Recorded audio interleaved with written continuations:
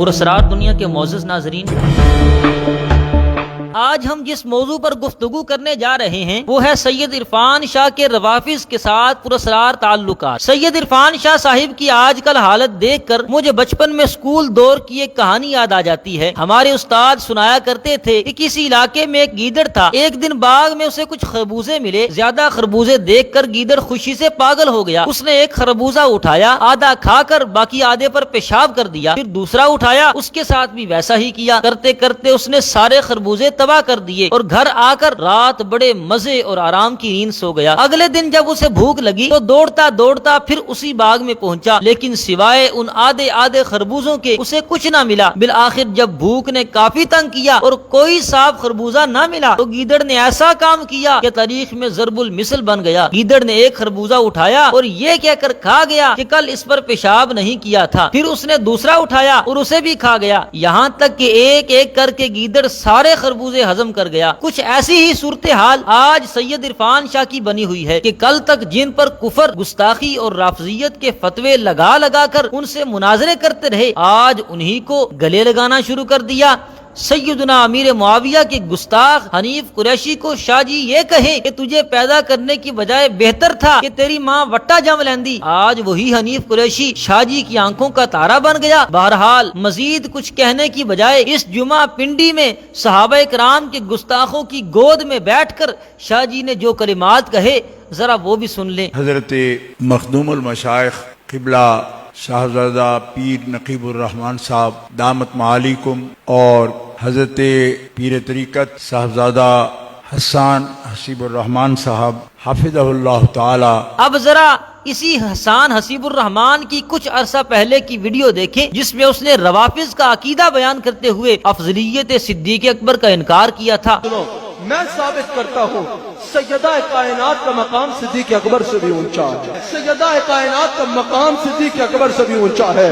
सैयदा कायनात को सिद्दीक़ अकबर के ऊपर भी अफजलियत हासिल है, फजीलत हासिल। इस पर उस वक्त शाह जी का जो जवाब आया था वो भी जरा समाअत फरमा लें।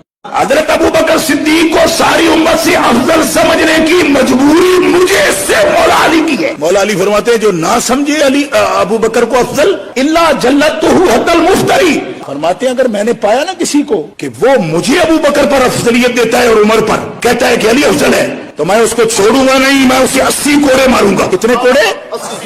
आहिस्ता नहीं कहना, कोड़े बहुत ज्यादा है, जोर से बोलो, जोर से।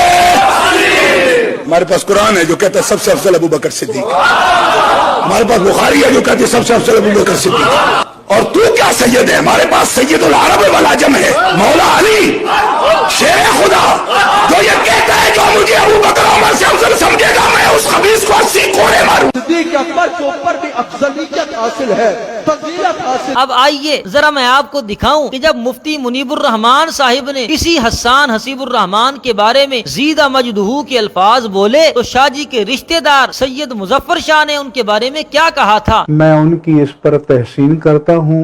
मोहतरम साहिबजादा हसन हसीबुर रहमान जीद मजदहू की ये मजद है, ये साहिब मजद लोग हैं।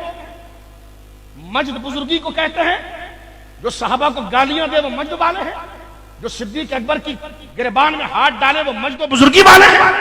जो रावजी तब्जीलियों के जलसे करे, मिनहाजियों की चौखट को चूम कर अमेरिका की एजेंसियों से अपने राब्ते जोड़े, ये मजद वाले हैं।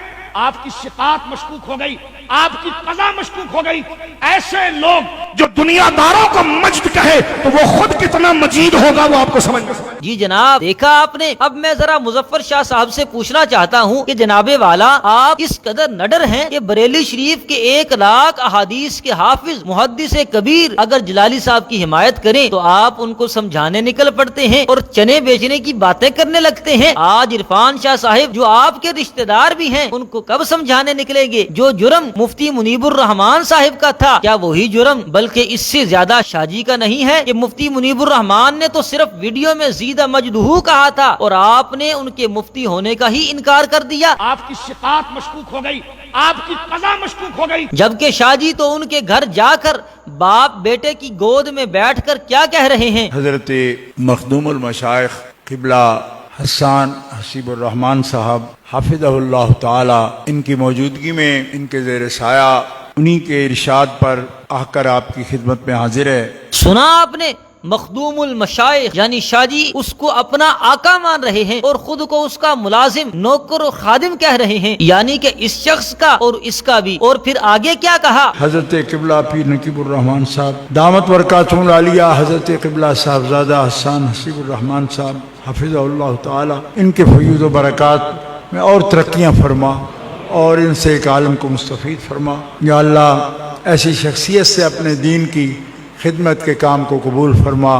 واہ جی واہ، شاہ جی افضلیت صدیق اکبر کے انکار کرنے والے کو حضرت علی کے فرمان کے مطابق 80 کوڑے مارنے چاہیے۔ تو میں پوچھتا ہوں، حسان حسیب کے ذمے جو کوڑے رہتے ہیں کیا اب آپ کھائیں گے؟ ظاہری بات ہے آپ خود کو ان کا خادم اور نوکر کہہ رہے ہیں، تو نوکروں کے ہوتے ہوئے مالکوں کا کوڑے کھانا اچھا تو نہیں لگتا۔ اور سید مظفر شاہ صاحب سے میں پوچھنا چاہتا ہوں کہ کہاں گیا اب آپ کا الحب للہ والبغض فی اللہ؟ اب کہاں گیا حسان حسیب کا منہاجیوں سے ملنا اور روافض سے فنڈ لینا؟ جو رافضی تبذیلیوں کے جلسے کریں، منہاجیوں کی چوکٹ کو چوم کر امریکہ کی ایجنسیوں سے اپنے رابطے جوڑیں، یہ مجد والے ہیں۔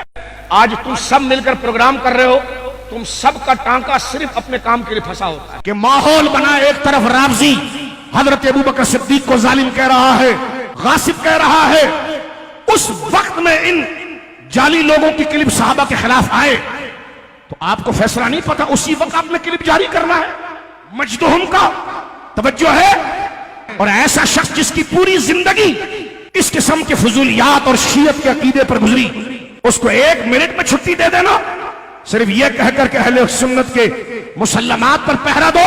ایک تو آپ یہ کریں کہ اہل السنہ والجماع کے مسلمات جو ہیں ان سے اپنی تقریر میں، مجالس میں بال کی نوک کے برابر بھی انحراف نہ کریں۔ میں یہ بول کر اپنے پیچھے بہت بڑا فتنہ مول لے رہا ہوں، مجھے پتا ہے، لیکن یہ منصب یہ تقاضا کرتا ہے کہ ہم اپنے رابطوں کو نہ دیکھیں، رسول اللہ کے وفاداروں کی عزت کو دیکھیں۔ ایک تو شیعہ کھل کے بکواس کرے اور یہ ان کے دلال ان کے لیے راستہ ہموار کریں، گھر والے در والے، یہ پہلے وہ بعد میں، یہ ان کے سہولت کار۔ سید مظفر شاہ صاحب کیا یہ دوگلی پالیسی نہیں؟ یا پھر کہہ دیں کہ گیدڑ والا ہی حساب ہے، کہہ دیں کہ حسان حسیب پر کل ہم نے نہیں کیا تھا، اب وہ بغض جلالی کے حوض میں غسل کر کے صاف ہو چکا ہے۔ اور یہی سوال میرا فیصل آباد کے اس امام المنافقین سے بھی ہے جس کو بغض جلالی کے کیڑے نے پاگل کر رکھا ہے۔ اس کے نزدیک صدیق اکبر کی افضلیت کا انکار کرنے والا شیعہ ہوتا ہے۔ ਤੁਹਾਡੇ ਚੋਂ ਕਈਆਂ ਨੇ ਮੇਰੇ ਨਾਲ ਨਾਰਾਜ਼ ਹੋ ਜਾਣਾ